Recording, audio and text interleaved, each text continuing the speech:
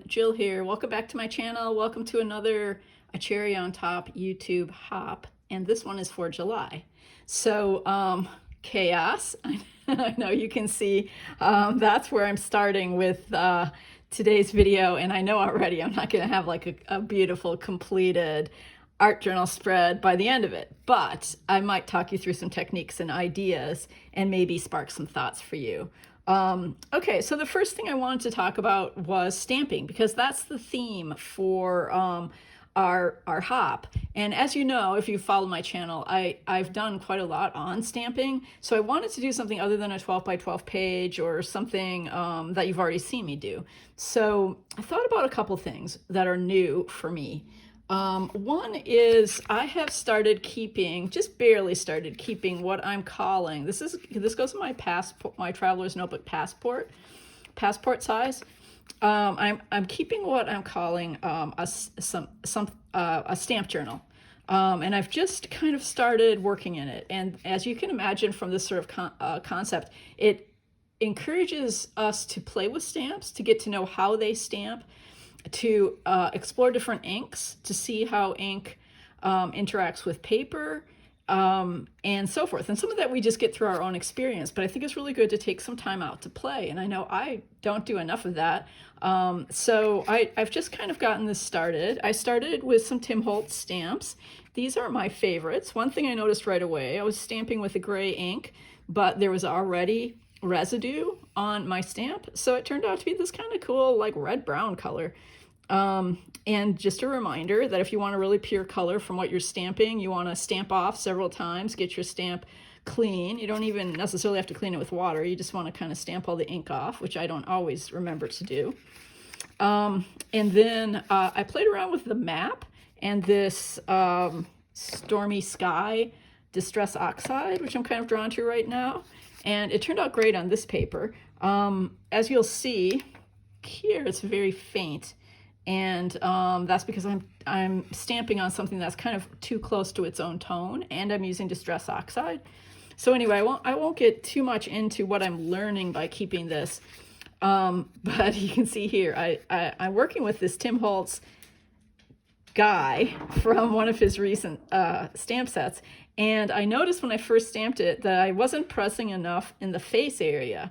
And so I just like stamped over that with another stamp. But look, I got a beautiful impression the second time I stamped it. In fact, that looks better than the one I'm going to include in my art journal. So that's it. So learning, that's one thing. I do think it's a pretty nice image on here. And I want to backtrack before I get into this art journal project. But that little booklet just shows you one way to begin to practice stamping, and I think that's a very important tip. The other thing I wanted to say is this is my junk journal. I have different kinds of art journals. This is like a great one for stamping. In fact, I did another A Cherry on Top video using these Tim Holtz stamps last time and doing some stamping on dark paper and stamping stamps and cutting them out with the dies. So you can look back for that video, but what I wanted to say is when I really jump into these is when there's a challenge. And then, you know, every now and then I pick it up and do something. But there was a recent challenge in May. Here I used some Tim Holtz paper. And even here I did stamping. You can see I did all the stitching, which is really just stamping stitches. But at any rate, the challenge coming up is Junk Journal July. And I did that last year, and it's kind of a nice time for me right in the middle of the summer. And so I skipped a few pages here. I don't care if they're actually completely in order, but this will post after the 4th of July on the 5th. And so I noticed, I looked through the challenge prompts, and you can find this if you do the hashtag Junk Journal July on Instagram. And Meg Journals, that's her handle, is the person who heads it up. So you can also look for her Instagram account. But at any rate, it's on the 5th, the challenge is fold out. So I used a little 49 in Market journaling paper, which I think is really cool. It's got a lot of interest just in the way it's divided and the different kind of indigo blues. And so this is as simple a fold out as you can imagine. Because the paper is nice and thin, it was really easy to create a fold. And I might do a little more work in here not quite sure what I'll do. I'm pulling some of the Vicki Boutin paper for this project from Where's Next, because I really, Where to Next, because I really like this 6x8 pad. It's got a lot of interesting paper, including this, which I'll talk about in a minute. So, yeah, so I might put some clouds in there, or do something like that as I move on. But that was the prompt. That's my starting point, and I know I also want to use the Vicki Boutin Sunshine stencil, and that's something that I'm really interested in now. And I was thinking about washi tapes. This is a great one for journaling because it's just like a craft. It's got a really different texture grid. And thinking about the tapes that I have that are more plain, masking tape. And also I had I'm not sure I have it right here with me now, but you'll see that I had a kind of plain cellophane-like tape. It's got a little bit of a vintage coloring to it. I couldn't find, just a wide enough tape that was clear. Ooh, there goes Hazel. She sees something outside. Sorry about that. But okay, so this is the technique, which I'm not doing on camera because it really needs drying time. But the technique is simply to, Hazel, enough, lie down, to make your own washi tape. And so I'm using some baking paper here, some parchment paper, and I put down both masking tape and this cellophane tape. With this one keeps falling off. It's probably like losing its sticky, so I can hold this up.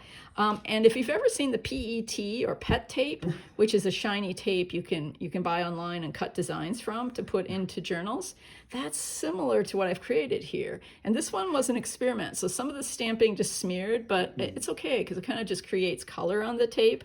And you can see these stamps again from Tim Holtz there on the tape. And I like the way the Strictly Handmade one turned out. All of these, not all of them, but that one and the guy's face, they're from the same set. I probably should have looked up the names of all of these, but you can find them in the Cherry on Top shop if you just Google Tim Holtz stamps. Not Google, but search for. Okay, so I'm not quite sure how I want to use them, but they will make an appearance on this page, and maybe I'll use them along the edge. We'll see. But at any rate, that's the stamping that'll be featured on this layout. And I know for my other, this will be my focal point. For the other kind of balancing focal point on this page, I know I want this bit of the Vicki Boutin paper. This is just a reminder. You can always alter things to make it fit your project. That other side is really pretty too. I love the black and white, so I might include some of that somewhere on the page too. So I want to do that here.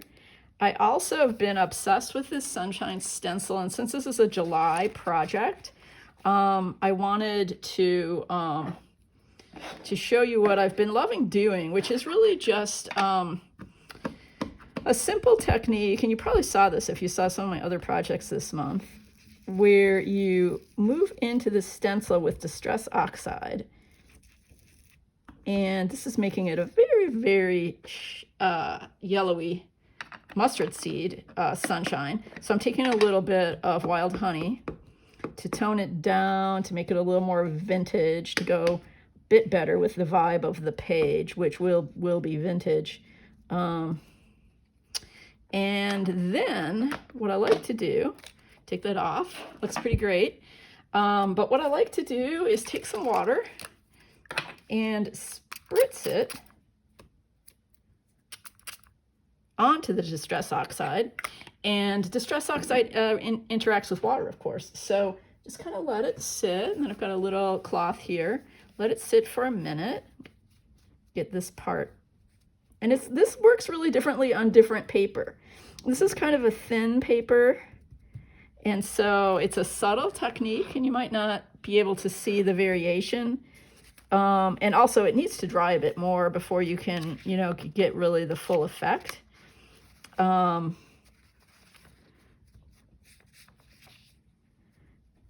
I really like the way the stamping ink, and since this is about stamping, I guess this is appropriate as another little technique, the way the stamping ink develops then variation in color.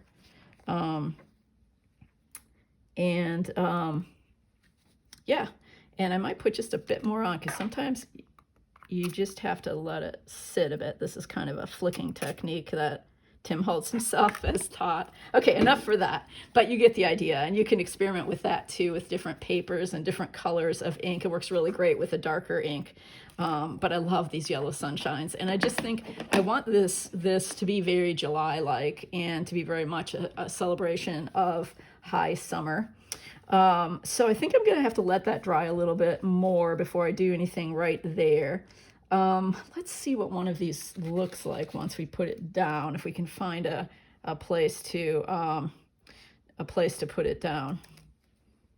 And you know, I think it's got to open, and maybe it's going to get reinforced a bit, but I don't want it to be too, don't want it to close it there. Yeah.